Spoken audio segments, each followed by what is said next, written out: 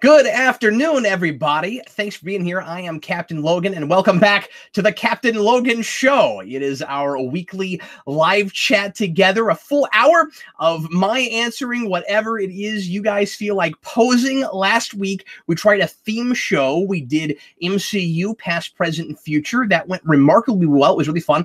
I couldn't believe the sheer number of questions I managed to get through that show, and we talked about just everything Marvel Cinematic, lots of Infinity War stuff. It was really fun. If you didn't get a chance to see that show, go ahead and take a look if you are so inclined. I think it was a really fun one. And if you have things that you've been wondering about MCU that I didn't get to on that show, because there's a bunch of things that were asked that I wasn't able to get to, feel free to ask a little bit of that today, but I don't want to be too MCU centric today, since the last couple of weeks have been all about Infinity War and Marvel Cinematic. Today, we're going to do another theme show of sorts. I want to start trying to come up with a kind of broad topic each week to chat about. And sometimes we'll just do a straight up open forum, but that went really well. I'd like to try it again. So yesterday I put out my feelers and asked for ideas for other topics we could do. And I got a lot of just really specific questions, things that I could answer on the show like a regular question, but not a thing that I could really devote an entire hour to. And that would be, an easy broad category that people get asked questions in. So originally I had announced really just this morning, a few hours ago, or was it last night, that I was going to just do a regular open forum. And then I noticed that people had been asking me to do, I got a couple requests for this, a show about stories from my childhood. And I was like, well, I'm a little bit concerned about it looking kind of self-indulgent, but there seems to be interest in this. And so I thought today we would do kind of a hodgepodge, kind of a potpourri, if you will, of questions mixing open forum and a personal interview with me. So we're going to prioritize Danny and I, and Danny is in the comments, and he is my chat moderator. And thanks again for Dan, the millionth time he's come in and helped me out with this. Really appreciate it. Danny Nixon, one of my many friends and colleagues named Dan, the Geekvolution band of Dans. They might be giants. In the mid 2000s, had a band of 3 guys named Dan, and so do I. So it's fun. Some of my favorite people are named Dan. Anyway, so what I want to do today is kind of front load.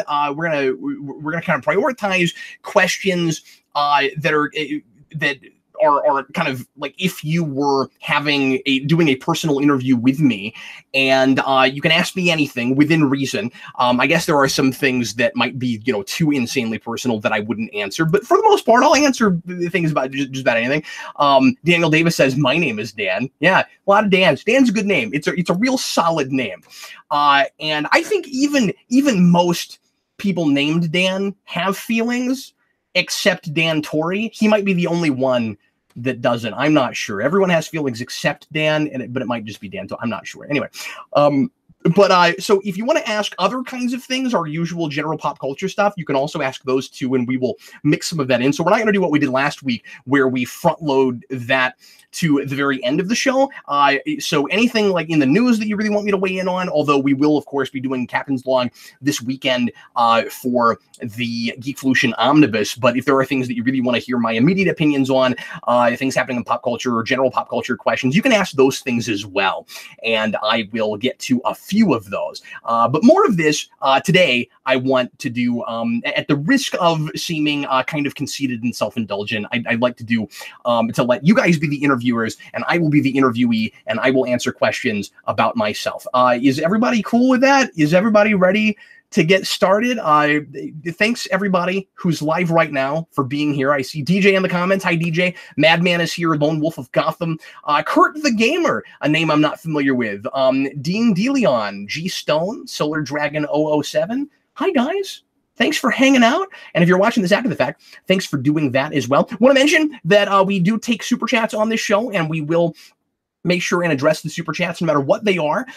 Again, within reason. We'll at least mention, if there's something really lewd, hopefully not, that has rarely happened, we will at least mention that you were nice enough to donate to the channel and say something rude, but we won't say what it was. But anyway, that is an avenue for you if you want to make sure that your question gets heard, or just if you want to support the channel. And thanks a bunch for doing that. And a quick plug for Patreon, patreon.com/Geekvolution. Just the $2 tier, you get most of the really cool perks that we do here on the channel. We are just $20 away right now from the $550 goal, which will trigger a putting a new Superhero Rewind in the queue, and that's going to be the top 50 performances in superhero movies. So I did a video years and years ago that not only is no longer available for posting, I can't find the file. I don't know if anyone will ever get to see that again.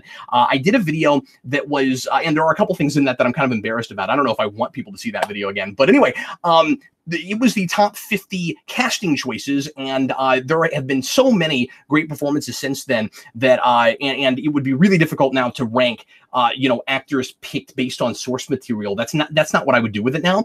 Now what I want to do is a top 50 performances overall movies, and that is going to get triggered with just the next $20. $20 is the precise number that you can donate in order to have both of us review something on the Geekvolution Omnibus, and we also have a tier, the top tier there, that allows you to request a rewind. So take a look, folks. And anyway, thanks a bunch for all of your help. That concludes the plug for helping us out on the show. And let's go ahead now and go to some questions. We're not going to do any pre-written questions today. We're going to go straight to live questions. The first one comes from Blue Dragon 5. Cap, how did you process fatherhood when you learned your wife was pregnant?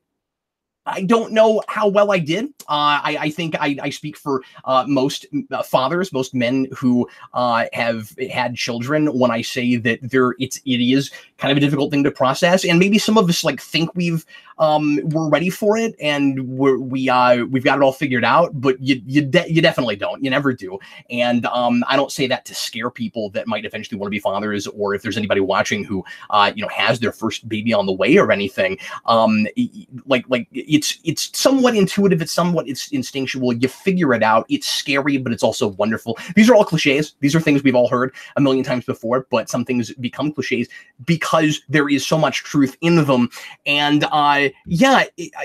so when Sarah was pregnant, I mean, we had our first kid, both of our kids, on purpose.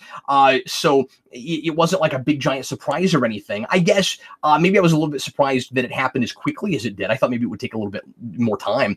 But it was really exciting. I mean, we both really wanted kids. It's a thing I had always wanted to do and experience, and see what that was like. And you kind of have a second childhood through your kids, and that was the thing I think I was most looking forward to. Is I missed a lot of things about being a kid, and it gave me the excuse to share myself and my childhood interests with a kid, and to kind of re-experience that again on the other side. And that's been wonderful again the second time with Freddie, and I'm really excited about it with our next child, who we're gonna have in toward the end of July is the due date for the next one. Lone Wolf Jedi of Gotham. Cap, are there any properties/franchises you wish you had been familiar with as a child that you love now? That's a great question. Yeah. The first one that comes to mind, although it wasn't real kid appropriate, but a thing that I was surprised that that I wish I had looked at a lot earlier, was RoboCop. That's the first thing that comes to mind. I talk about that one a lot because I fell in love with that movie when I did the rewind for it. But other properties, I mean, there are some things I know I came to kind of late, especially in superhero stuff. Like Marvel itself, I've talked about this before, came really late. Like I was, 11 or 12 before I was really doing very much with Marvel stuff. And when I was, watching Spider-Man and stuff. Somebody mentions Terminator. Yeah, T2 was everywhere when that came out, and so I was very keenly aware of that. I didn't see the first one because I was told it was too scary and violent, but I think I did get to see that when it came out. Jurassic Park, I always regretted not getting to see in the theater. My mom was worried that, not to throw my mom under the bus, she was probably right about it, but she was worried that at that age it was too violent for me, and that it might not have been it just might have been too much nightmarish. I might have been too scared of it, so I didn't get to go. And I watched that on video just a couple of years later, and was like, oh man, I really wish I'd seen that. Another one is The Matrix. Again, not really as a kid, but I was late to the party on that, and absolutely fell in love with it. But I'm trying to think if there's anything major. I mean, so there are things that I was like slightly, I don't want to say too old for, but just weren't aimed at the age group I was when they got really popular. So like I have a lot of friends that are younger than me now, a lot of friends in kind of their mid-20s, right? And I'm now pushing, mid-30s. I turned 34 in August. And there are things that I was, already in high school or late junior high by the time they got really popular. So I didn't know anything about Pokemon. I never played those games. That's the thing I was maybe a little bit remiss on. And because my kids are really into that now, and I'm starting to kind of see the appeal a little bit. And I didn't play RPGs, and I probably would have really enjoyed those had I started young enough, and I just can't get into them now. Although I will say this, and I'll talk about this on the Geekvolution Omnibus, I just bought a Super Nintendo Mini, the Classic Edition, because I finally found one at regular retail price, and it had, I wasn't going to do that, but it has a bunch of games, a bunch of Super Nintendo games that I've wanted the cartridges for, or where the cartridges are prohibitively expensive, like Super Mario RPG and Earthbound. And the one, and I didn't have a copy of F-Zero. I've always, I used to like that game a lot. I never had a copy. And Metroid Prime, or not Metroid Prime, excuse me, Super Metroid, didn't have a copy of. So I decided it was, cost effective to go ahead and buy that system. Made sense. And Earthbound was the one RPG in high school that I played a lot and fell in love with. And I kind of have been really anchoring to go back to that. So Jason was playing that just a few minutes ago. And I'm just really excited to go back to that. And Angry Video Game Nerd just did a review of that. And it's a hilarious review. And of course, some of you guys know I'm a big AVGN fan. As weird and anachronistic to my personality as that probably seems to some folks. And so I started really getting in the mood to play that game again. Calivask has a $5 super chat. Thank you, sir. Really appreciate it. Hey, Cap, I have an Avengers theory. When Spider-Man is resurrected, what if his iron legs get blasted off and found by Doc Ock, giving him the idea? That's interesting. Of course, it would be odd to have Spider-Man influencing Dr. Octopus in that way, and then sometimes when you do that sort of thing, it sometimes seems a little bit too cute. It seems kind of clever in the moment, but then you're almost like taking something away from the character in not letting things like that actually be their idea. But that's interesting. Yeah, when you look at the Iron Spider thing in the comics, it's hard not to imagine that Doc Ock himself was somewhat of an inspiration for that. But then also, spiders have 8 legs, and you could come up with that independently from Doc Ock. But that's an interesting idea. Speaking of Marvel theories, there is one that somebody sent me today. Give me just a minute to find it, that I really actually wanted to talk about. And I'm glad I just remembered this. I made a note of it. It may take me a minute to get to it. Let me answer another question while I'm doing that. Let's see. William Purcell, Cap, are there any franchises you loved as a child that you think have lost their way as time went on? Well, yeah, certainly. But that's not to say that things can't be salvaged or rebooted well or whatever. This is not, in both ways, always the most popular opinion with folks. But like, I don't love the place after Last Jedi that Star Wars is left in. It might get great, after that. And I am not happy with Star Trek right now at all. So obviously I have that. I mean, my favorite thing, probably in the world, is Star Trek, and I don't like where we're at with that at all. I do think that has lost its way in many ways that I've talked about ad nauseum that I won't go into right now. But Star Trek is the main thing. And but there are things that lost their way and came back from them too, right? Like Batman's the obvious example with Batman and Robin, and then Batman Begins, my still probably favorite superhero movie of all time, although that's getting harder and harder because of things like Black Panther and Winter Soldier, and some other great movies that I like if they were Batman, I would. I'm just such a big Batman fan. I would probably also say, or it would probably say, were the best things ever. But I just bought Black Panther yesterday. I'm so excited to watch that again at home, and I don't go back to a lot of movies that I'm not working on for work, just because I don't always have the time. And every now and again, there's a thing that I loved so much that I just can't help but watch it just for the heck of it. And Black Panther, I imagine, is going to be one of those. Let me try to find this message real quick, if I may. Yeah, okay. So Derek Jacobs sent me this question.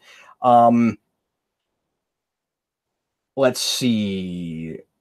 I have a question for your show today. I will preface it by saying that Captain America has had a tragic storyline. I agree with that. He finally got the chance to serve his country. He finally met the love of his life. Then he sacrificed himself to save people. He is then brought into present day, where he has never felt like he fits in or belongs. He finds out he was working for the enemy, and what he had to do to go through seeing Peggy Carter in the condition she was in, and then her death was heartbreaking. Here's my question. We are all assuming that in the next Avengers movie, they'll use time travel in some way. What if when it's all over, Captain America uses time travel to go back in time to live his life with Peggy Carter? That's really interesting. The question is, how could, and that would be an interesting way to write him out. I doubt very seriously if that's what it is, partly because, forgetting wonky time travel things and the damage that would probably do to the timeline, which is the next thing I want to mention.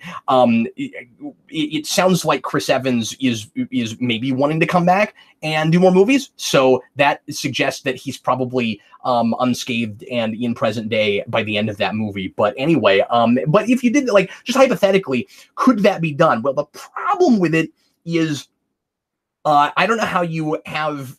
He would have to have a way to be taken out of the timeline and not mess up the timeline, right? So, he couldn't go back in time and make it so that he never left in the first place, because then Hydra would have never. And we're really lucky, right, that Captain America got brought out of the ice, because then Hydra would have never been found inside of S.H.I.E.L.D. So he would have to do it in such a way where he did all the same things. He crashes in the ice. He didn't really need to do that, but he has to do that. That's important. And then he is stuck in the ice, and then he gets pulled out, and then he becomes an Avenger and lives that life. That still has to happen. And so he would have to basically lay low with Peggy Carter back in time while the first version of his life unfolds the way it does. And that might be possible, but he would basically have to be in the background where nobody knew about him and just be cordoned off while Peggy Carter was founding S.H.I.E.L.D., because she's really important to keeping the timeline intact. So yeah, I don't see how, unless it was some kind of an alternate reality or separated timeline.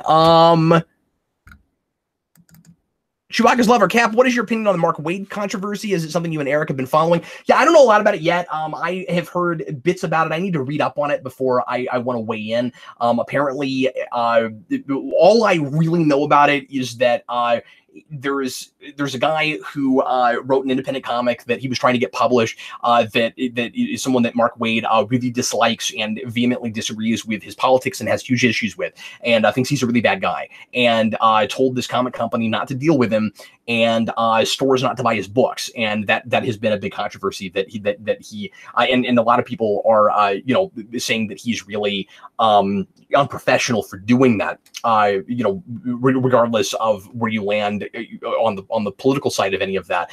Eric and I are going to talk about that on After Dark. I don't know if it'll come up on the Captain's Log this week, I have an After Dark to post that we just recorded last weekend that I really need to get up for the patrons, but next After Dark, that will probably come up anyway. So that's all I have. That's all I want to mention about that right now. I'm not really ready to weigh in on any way, one way or another on that. But it's a weird story. Dimitri 2, what is a thing, be it a genre of story, music, or type of activity you never thought you would get into 10 or so years ago, that you have now had positive experiences with. Yeah, I've definitely watched more anime than I ever thought I would, and read some manga, and I'm not a big fan of those things, and I probably couldn't even rattle off more than two or three off the top of my head that I've even seen. But it's a thing that I used to be. I used to resist just on the face of it, just aesthetically, and I used to think about it, I think, too much like a lot of Americans do as a genre before it's a medium, or a place to tell stories, or more of like a tone of storytelling. And I think I've warmed up, to that kind of thing a lot. One of my favorites to mention, and I guess this is a long time ago now, but back in the mid 2000s, I started watching 24 and got hooked on that and kind of obsessed with that, or not obsessed, but I got really hooked on that show. And it was all because of the format, it was just because of the gimmick of real time. And I've never really liked, I've never really cared for like terrorist fiction, and I've never really, and then same thing with Breaking Bad. Not that that's a real time thing, but I never really. I used to say, I'm just not interested in drug crime, and then I fell in love with Breaking Bad. And so, like I say a lot, you can be won over on anything if there's something to latch onto, and sometimes if it's just that good, I'm a big character study guy, and 24 is not a good character study, but it had a really fun, intense gimmick, and I was really impressed by the production of that show, and so I got really into that. So those are some examples of things I never thought I would get into that I did. Toby 9975, etc., lots of numbers. Do either of your kids like any shows or movies that you have no idea why? Wow, that's a great question. I'm going to sound like I shelter my kids too much when I say this. I don't know that they've really latched onto a whole lot of stuff that I didn't either introduce them to or wasn't there in the room to make sure it was appropriate for them to grab onto. Right? We don't subscribe to cable, so they're not channel flipping. And like Jason has stumbled onto some things on his own, like on Netflix and on Google and stuff. But we're real careful and you have to be, especially in this day and age, to kind of monitor what our kids are looking at and stuff. So I haven't had that a lot. The Pokemon thing, like I said, I kind of had that for a minute. I didn't really understand the appeal of that, but I'm beginning to, and that's a thing they've been enjoying with her mom, with Sarah. But Jason, when he was really little, this isn't a TV thing, but when Jason was a lot younger, he latched on to Michael Jackson real fast, and that was a type of music that I never really cared that much for, and started to again appreciate the appeal of as Jason started really getting into. So I can't think of anything that I wasn't won over on, that I didn't start to also kind of appreciate in a way I hadn't before. I can't think of anything that Jason or Freddie like that I'm like, I don't get it. I think like maybe there's some video games, Jason likes the RPG thing more than I do, but that's about it. What else? Daniel Davis, what was the comic / film / series that really impacted your style? Do you mean like my personal writing style, like fiction writing? So it's a couple big things. Obviously, Star Trek is a big inspiration on really everything for me. But gets me into that sci-fi place, and interested, I think, even in character study and human condition and all of that, but also just space stuff. Daniel Davis says that, yeah, that's what we're talking about. So obviously, Star Trek's a huge influence on me. Hitchhiker's Guide to the Galaxy is a massive influence on my writing. I go pretty quirky, but also I'm a lot more literal or literary than that, partly because of my training in school and some short story influences and things there. But Hitchhiker is huge for me in my kind of humor sensibilities, I guess.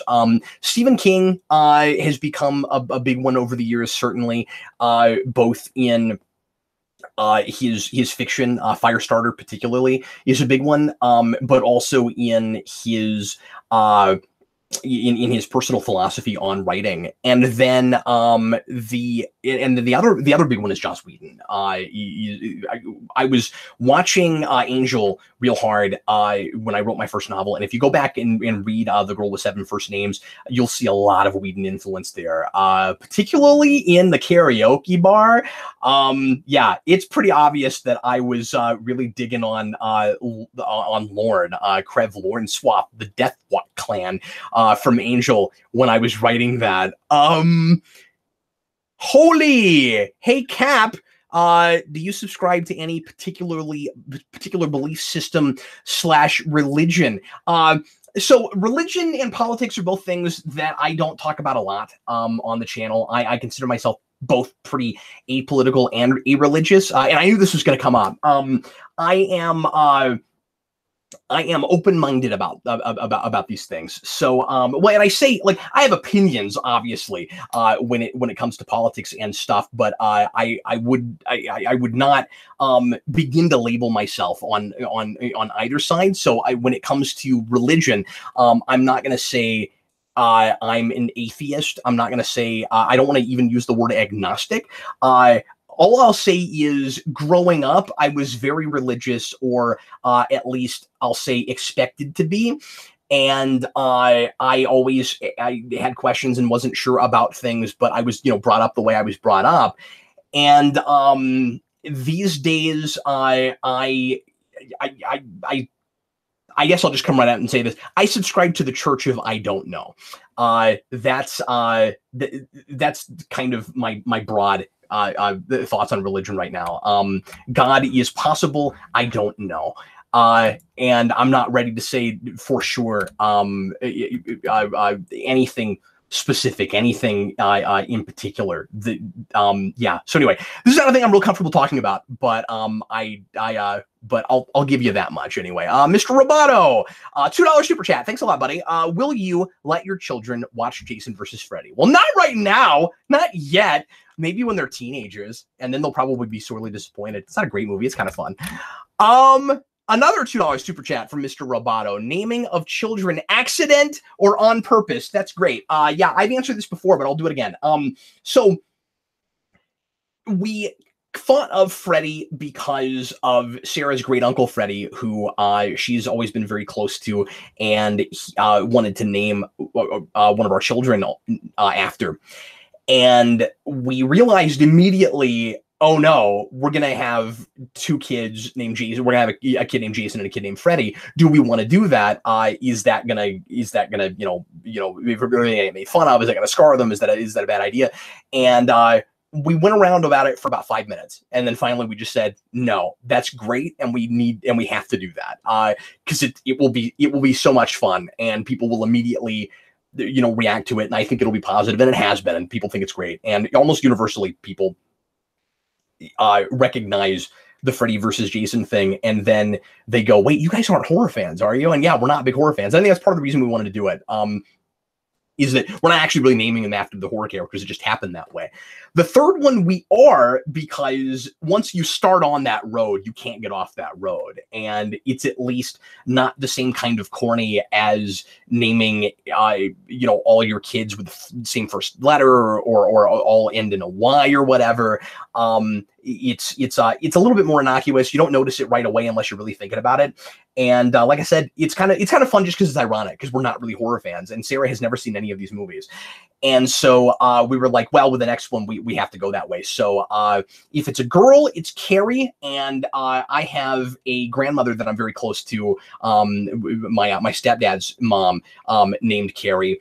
And so she will be named on her, but also because of the whole horror thing. And Mr. Roboto says, so his name will be Ash then. No, we're not going to go with Ash. If it's a boy, it's Michael. Sarah really likes the nickname Mikey. And even though we're really hoping for a girl, the consolation prize, if we have a boy, is we'll have a little Mikey running around. So that's the kid naming thing again. Jeffrey Patron. Oh, you know what? I skipped a few. I'm sorry. Let me jump back up, Jeffrey, and then I'll get to yours. Oh, this is interesting. Solar Dragon 007. Hey, Cap, are you more of an introvert or an extrovert? Most certainly an extrovert. I've always thought of myself as real outgoing.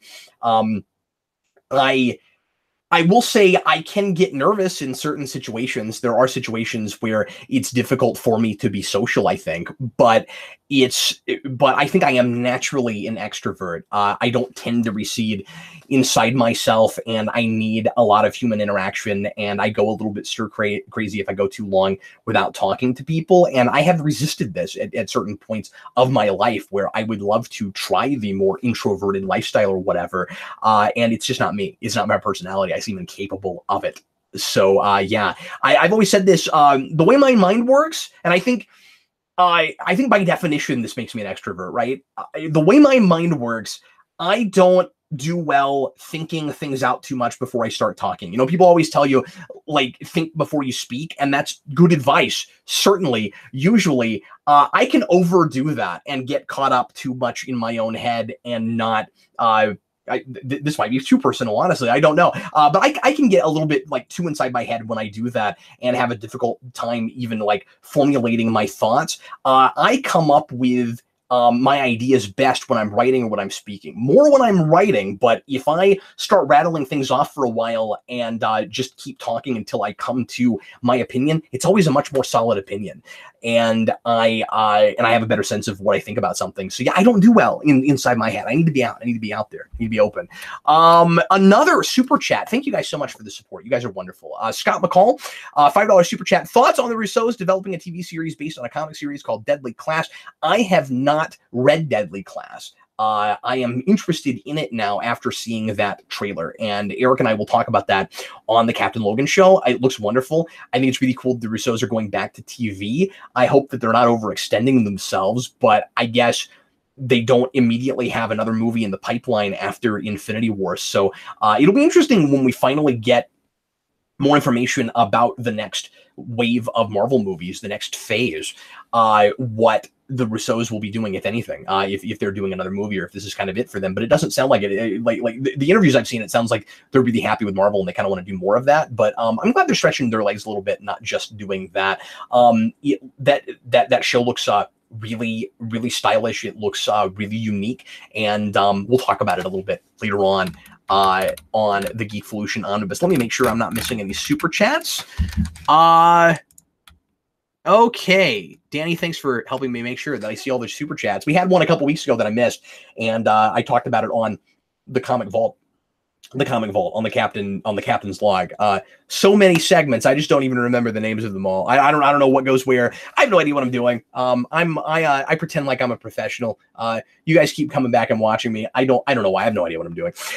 Jeffrey Patron, what songs from your childhood would you want to see in an upcoming Guardians film, and what are their meanings to you? Two birds with one stone. Wow, goodness, that's just off the top of my head. Jeffrey always trying to get me to recede back and find the songs that mean most to me. So my cop-out answer is that the songs from my childhood are the wrong era, because Peter Quill was raised on mostly 70s music, and that's not my bag. Although I'm starting to appreciate a lot of 70s music more and more, partly because of those movies. But I was raised more on kind of 80s arena rock, and I just don't think a lot of that would be appropriate. So the first thing that comes to mind is REO Speedwagon and songs like "Time for Me to Fly," which is kind of almost like the anthem of my childhood, and I don't think that would fit in a Guardians movie. Now, he did get a Zune, and he might have other ways to get music, so Peter Quill, so you know, we might get music from other eras, and I guess we've already had maybe one. I don't know the year of I'm sure Jeffrey does. I'm sure Jeffrey does. I don't know the year of the father and son song from the end of Guardians 2. But yeah, I don't know if a lot of the songs from my childhood would really fit. A lot of things that I keep thinking of that I would love to see in the Guardians movies are from later. I think just half the tracks on Styx's The Mission would be wonderful to hear in a Guardians movie. And then there's a lot of you know, the kind of space songs that are songs, you know, about outer space and about galactic stuff that just seem way too obvious. Really impressed that they haven't gone to Space Oddity yet. I love that song, but that's just the obvious place to go. I don't know that, like, there are maybe some Bowie songs that would be okay in Guardians, but don't go there because it's just the obvious thing, and it's really cool that they haven't done that. Hamza, what shows that you loved as a kid would you not show to your kids? Oh, that's interesting. I'm not sure there really are any. I mean, like, there might be some things that just don't really hold up that I wouldn't want to have to sit through again. But if you mean like things that aren't, you know, appropriate for like modern sensibilities, or just, you know, we thought about things differently then, and I would be uncomfortable now. I don't know that I really have that. You know, you have those disclaimers at the beginning of the Sesame Street DVDs that say, you know, these are meant to be watched by adults looking back, not really by kids now, because they're not necessarily appropriate for, you know, things for like the way we understand the world now, or you know, modern political correctness, that kind of thing. I don't really have that. I don't really mind, and I want my kids to have a good, you know, well-read and well-watched sensibility, so they can see where we were and where we are now. And those are all, anything that I see like that, where I'm like, ooh, yeesh, that's borderline racist or sexist or whatever it is. You know, those are conversations I can have with my kids, and I don't think that because those are there, we necessarily that we should, not even necessarily that I should, me personally anyway. I won't speak for anybody else, that I should, you know, hide those things from my kids. I could say, look, here's the progress that we've made, and here's where we still have left to go. But there are, I think Captain Planet is the answer to that question, now that I'm thinking about it. That's a show that does not hold up, that is hilariously preachy, and I kind of don't even mind the way in which it's preachy, because it's funny, but it's really boring, and was not really fun to go back to. I would be interested actually to see if Jason and Freddie found that show entertaining at all. See, like, I wouldn't keep it from them. I would not show it to them. I just wouldn't want to have to sit through it again, you know? So yeah, but I can't think of a lot of great examples. Mario 5,000 or 500 now, excuse me. Captain. Yes. Have you ever considered the feelings of relatives of yours while making videos involving profanity? Yeah, I mean, that's not the sole reason, or even the main reason, that I don't swear on camera on the main channel anyway. But some of it is that, at least when you say relatives, at least my kids, right?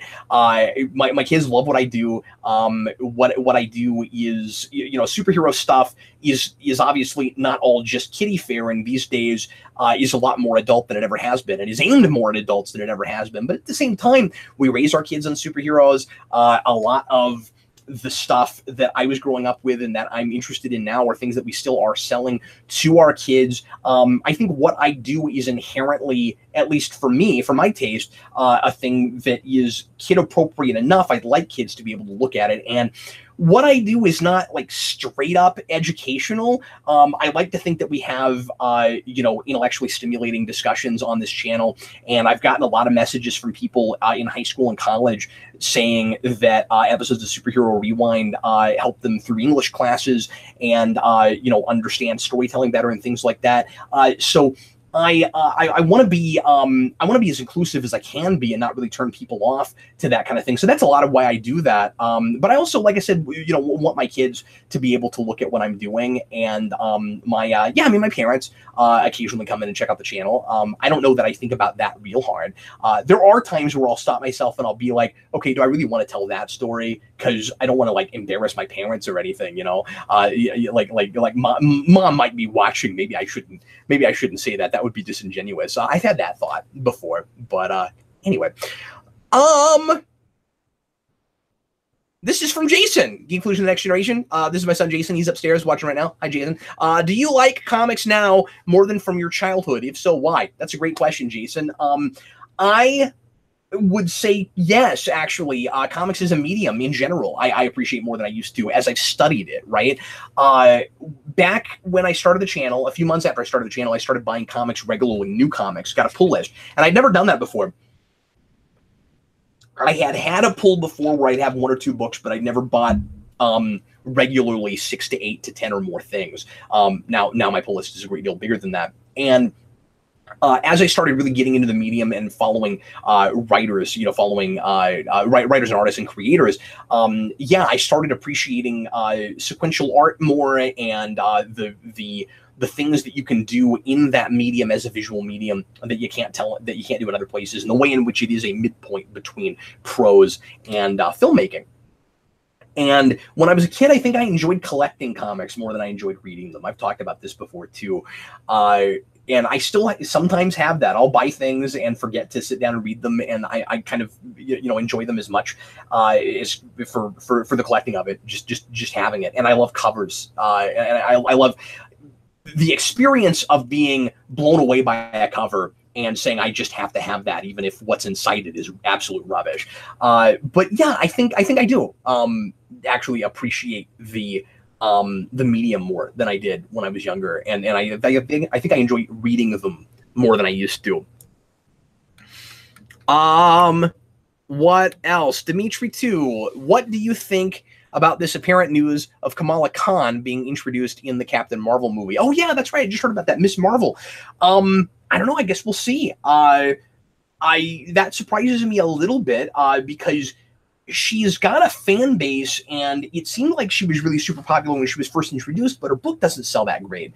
And I don't know how big of a fan base there really is for that character. I think, but I had that with Captain Marvel too, where both of them kind of made a big splash, and I think Spider-Man's that way too. And then I think like Marvel keeps selling them like they're some of their big tentpole characters, but I don't hear people talking about them as much as I think Marvel kind of pretends like they are a little bit.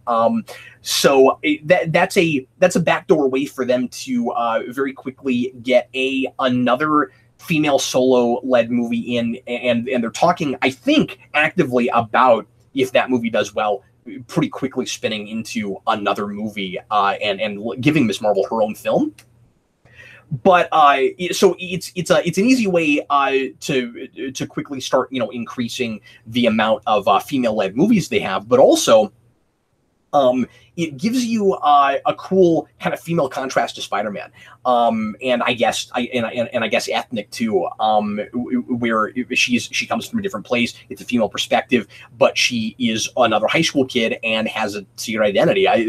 We don't have very many characters. We don't have young characters besides Spider-Man, and we don't have secret identity characters besides Spider-Man. So you got to be careful that you don't just make her girl Spider-Man, but also the comparison contrast could be really interesting. And you could, from a teenage perspective, maybe even have a little bit the Iron Man Captain America thing to some degree, just in maybe you can find ways to make those characters pretty different even in their ideologies and their worldviews. And no, I really like that idea if they really run with that. So we'll see what happens there.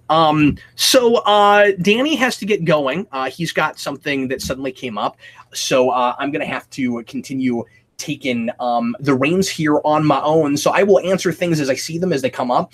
So let me say this: I'm not going to be able to. I got about 15 minutes left. I'm not going to be able to compile questions, obviously, as effectively as Danny does. So I'm going to answer questions as I see them pop up.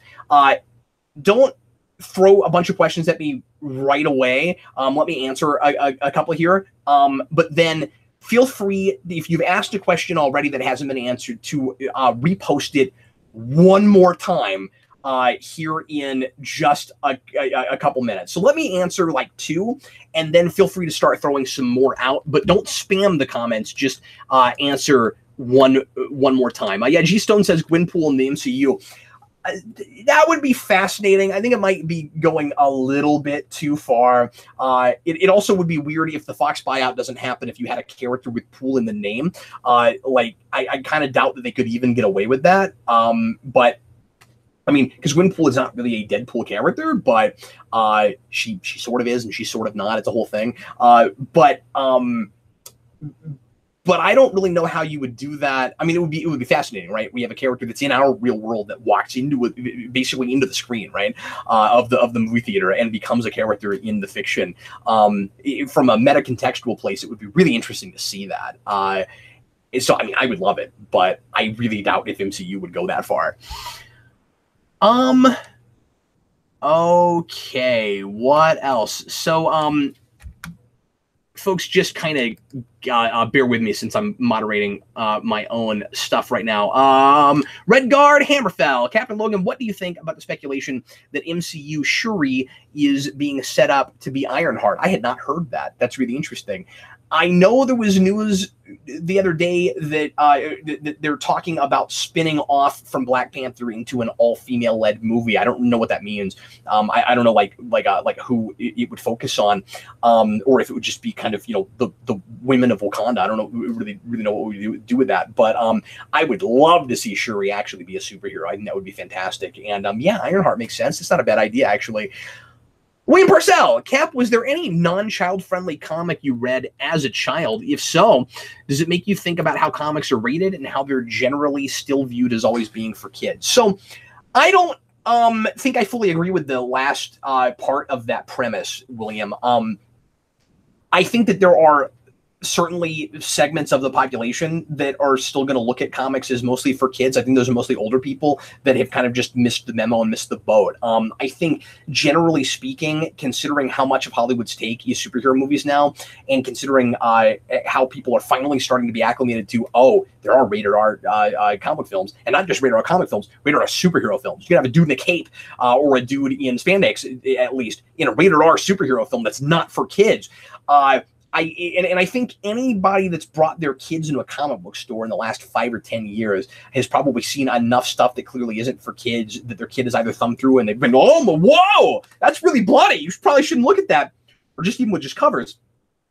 I think it is becoming increasingly clear that these things are not aimed for kids. Furthermore, if there are kids that are wanting to get into comics and their parents take them to comic book stores or to Barnes & Noble, whatever, they're going to quickly discover that there's not as much for them that as they might expect if they're actually paying attention to what is inside the material. So I don't know if I fully agree with that, but obviously there are still plenty of people that think that. I just think that most of them are over 50 or even older than that. But as far as the first part of the question, non-friendly comic books I read as a child, I mean, this is an interesting thing where you know when you have kids, you want to make sure that you don't show them things that you think is going to scar them right away or that they're not ready for or whatever. But then at the same time, when that does happen naturally, it can be a thing that helps build characters and helps kids grow. So you don't want to artificially force that to happen.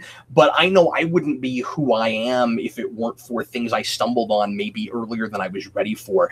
And so it's that balancing act, right, as a parent of making sure that your kids have enough freedom that they live and live their own lives enough that they will kind of discover things and that maturity will happen naturally.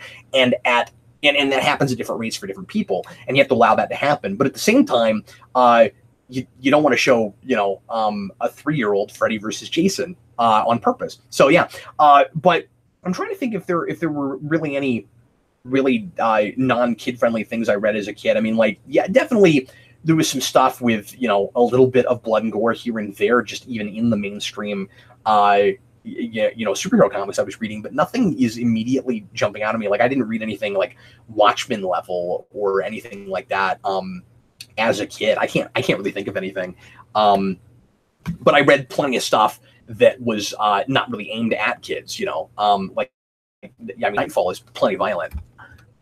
And also, your sensibilities as a society change over time. So Eric and I talk all the time about some of those graphic covers that kind of, gave us nightmares or were just really provocative from Nightfall when we were kids.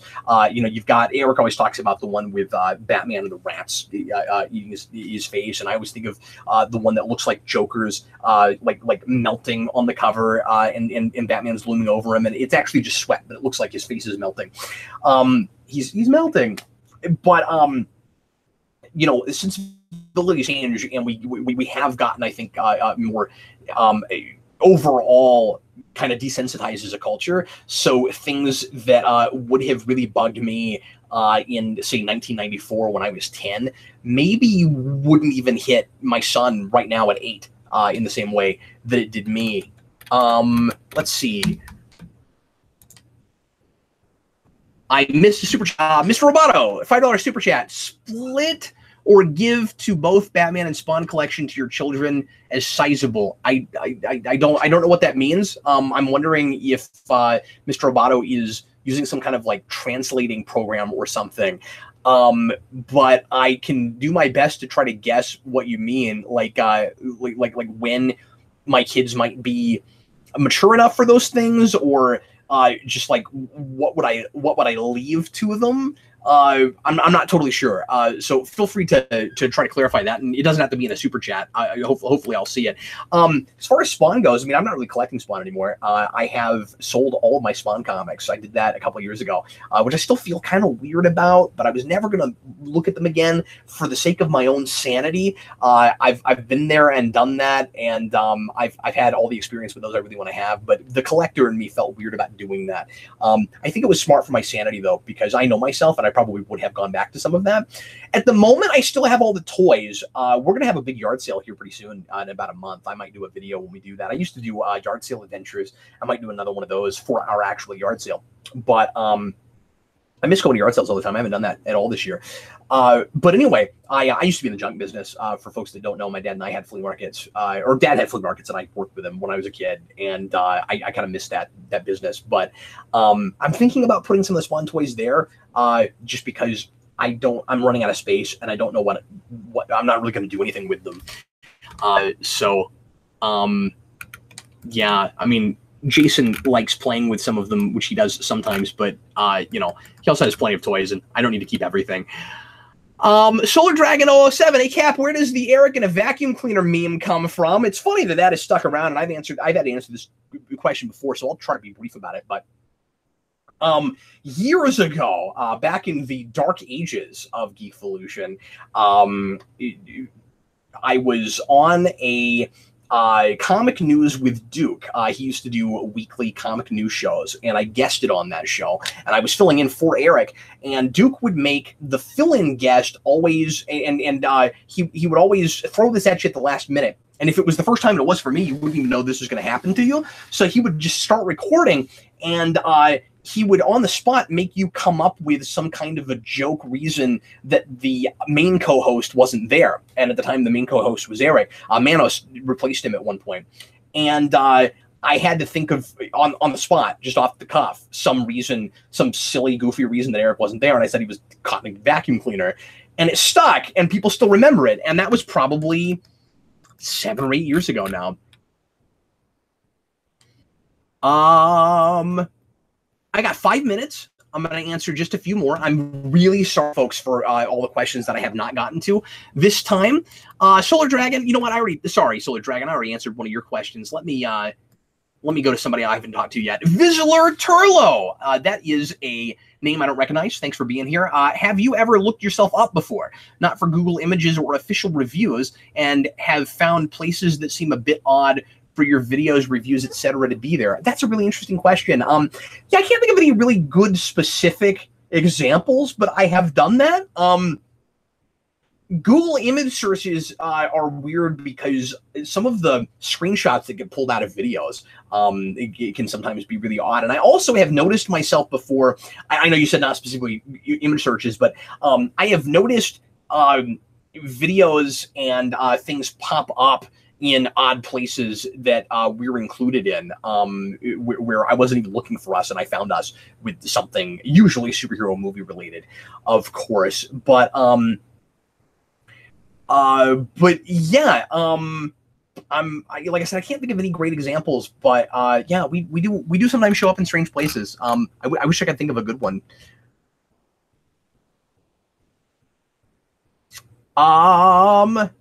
CM Productions. Cap, what are some exercises you would recommend to new writers to use to get into their characters' heads and to really get to know their own characters? That's a great question. I think you had that earlier and I accidentally missed it, so I'm glad you asked it again. Thanks. Let's see, exercises I would recommend.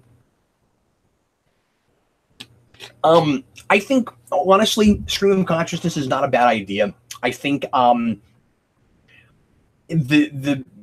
so a couple things I used to do. I don't know that I've done this in a long time, but to really get a sense of a character that you're developing from the ground up, I like to make a list of just important like personal interests and specific things about that character. So like aspects of the character. So like I always say job stuff is really important. Like know what your character does for a living. Maybe get kind of a resume down, get a sense of what they, regardless of wherever they are in their life, right? Like if it's a high school kid, their resume, it might be like some of the extracurriculars they've done and stuff like that. And also I think it's important to note that these are not things that you necessarily have to ever put in the fiction. I think any of this legwork you do, this background work you do, you hear about actors doing this all the time for their own characters,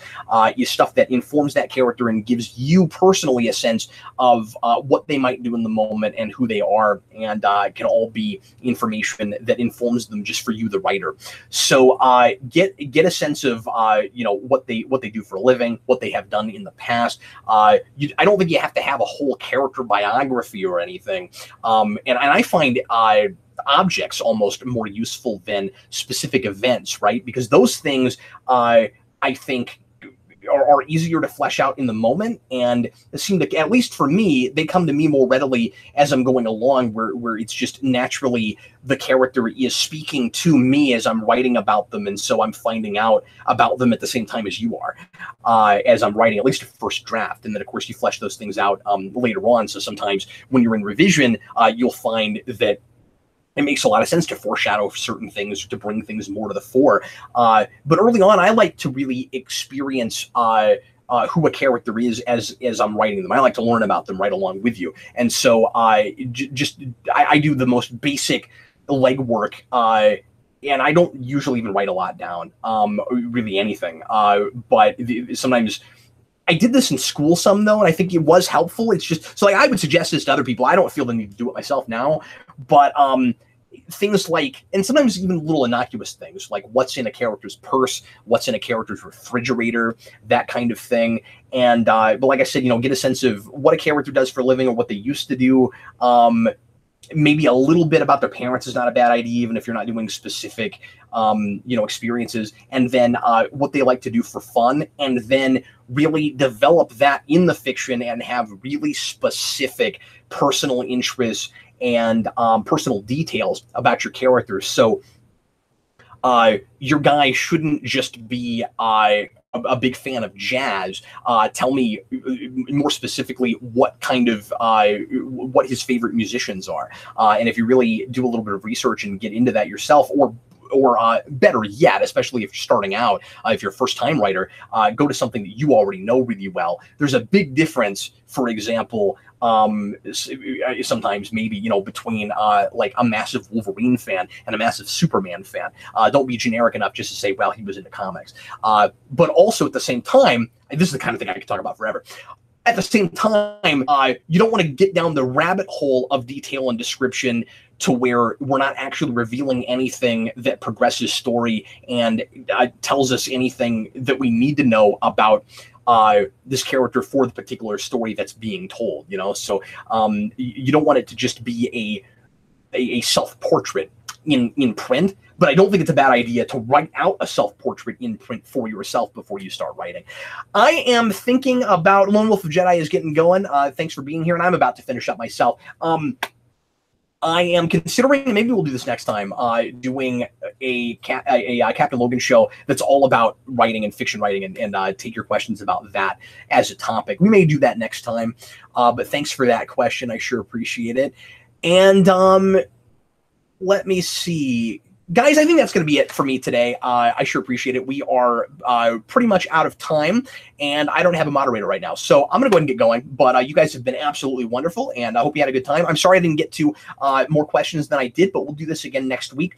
And we'll continue to take, of course, some other general questions, even on weeks where we do a more specific show like this. And this wasn't, of course, as specific as MCU, but I really enjoy the personal questions. Thanks a lot, guys, for indulging me on that. I mean, I was kind of, I guess, indulging a couple other people that came up with that idea, but it was a lot of fun for me, so I sure appreciate it. Everybody saying bye folks.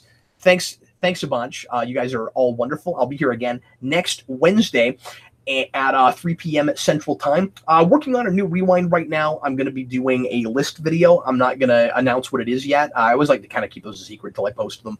The next movie review is going to be a science fiction rewind on the 1986 animated Transformers film, which is going to be a very strange thing to try to do in my style, to try to do a story analysis of, but that was requested with donation by David Crabtree. I'm going to do my very best with that.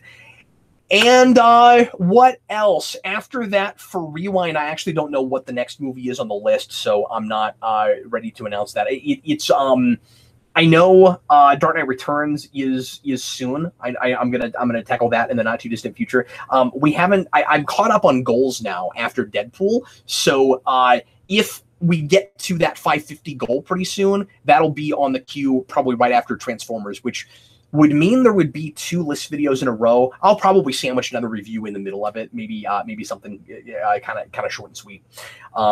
For me anyway, but this was a lot of fun. You guys are wonderful. Thanks so much for being here, and thanks for watching after the fact if you did that as well. I am Captain Logan. You guys all take care, and we will see you on probably Tuesday, Monday at the earliest for the next Geekvolution Omnibus. We're going to shoot that on Sunday night, and Deadpool 2 will be included there in a spoiler format, and we are I believe, fingers crossed, going to have Dan Torrey on for a couple of segments for that show. So look forward to that. All of that and more here on Geekvolution this week and next week. I am Captain Logan, and I will see you again next time.